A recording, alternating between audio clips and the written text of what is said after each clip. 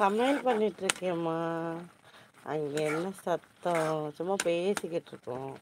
சும்மா சமையல் பண்ணிகிட்ருக்கேன். ஒழுங்கு மரியாதையாக அப்பயே பண்ணியிருக்கலாம், பண்ணலை. சரி, லீவ் விட்டுடலான்னு பார்த்தேன். நமக்கு என்னைக்கு லீவுன்னு நம்ம நினைக்கிறோமோ அன்னைக்கு பசி ஏதோ ஒன்று சாப்பிட்டே ஆகணும்னு இருக்குது. 12 மணி. பசி வந்துடுச்சே. பசி வந்துட்டா டைம் எல்லாம் பார்க்கக்கூடாதுல்ல. எவ்வளோ அசிங்கமாக வீடு காட்டுறாங்கள. என்னைக்கு தான் வீட்டை க்ளீன் பண்ணுறது பார்ப்போம். அப்படி வெளில போயிடலாம் நம்ம. இதுக்கு மேலே நம்ம அரண்மனையில் இருந்தால் மானம் பெருசாக கப்பலிடும். அதான். ஒன்றும் ஆகலை. அது ஃபுல்லாக அங்கே இருந்தால் எல்லாருமே காட்டுற மாதிரி இருக்குது வீடு. அங்கேயும் இந்த நேரத்தில் போய் நிற்கிறேன் இருட்டில். சும்மாவே காசு இல்லையா? இங்கே வா. நீ அந்த பக்கம்லாம் போகக்கூடாது. வா. அக்கீல் ஐயப்பா. நீங்கள் என்ன சாப்பிட்டீங்க அக்கீல்?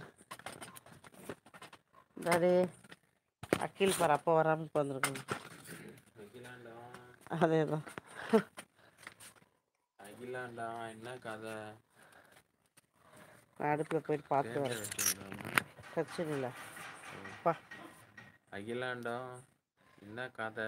கொசு பறக்குதுடா, கொடி பறக்குது. நம்ம பார்த்துட்டு வந்துடுறேன்.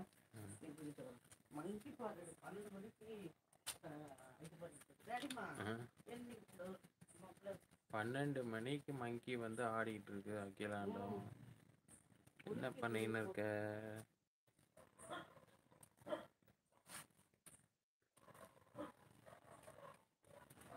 அகிலாண்டம் இருக்கியா இல்லையா? என்ன ஸ்பெஷல் இன்னைக்கு? ஆளையே காணமே.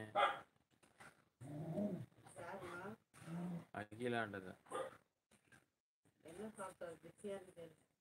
நானும் இப்போ சாப்பிட்டுட்டு சிக்கன் ரைஸா? அகிலாண்ட சிக்கன் ரைஸ் நல்லா சாப்பிட்டு வந்திருக்கு. விடக்கூடாது, நம்ம வெஜ்ஜின்னு தெரிஞ்சு அது சிக்கன் ரைஸ் சாப்பிட்டு வந்திருக்கு. பாரு.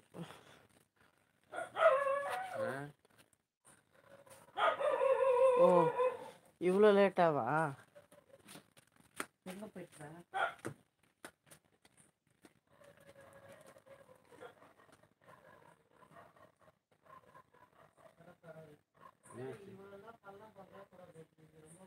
கல் எடுத்துருக்காங்க. இங்கே போட்டுருக்காங்க. இவ்வளோ கல்.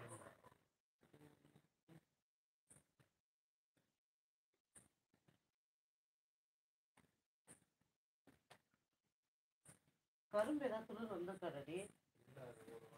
இந்த பாபு பார்த்துலேருந்து அந்த பக்கமும் போகிறது இல்லைப்பா. ஒரே பீதி ஆயிடுச்சு எனக்கு. நல்லா இருக்கேன் வாசு.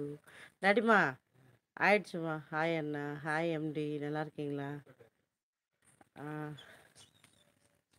மங்கி கத்துது டாடி.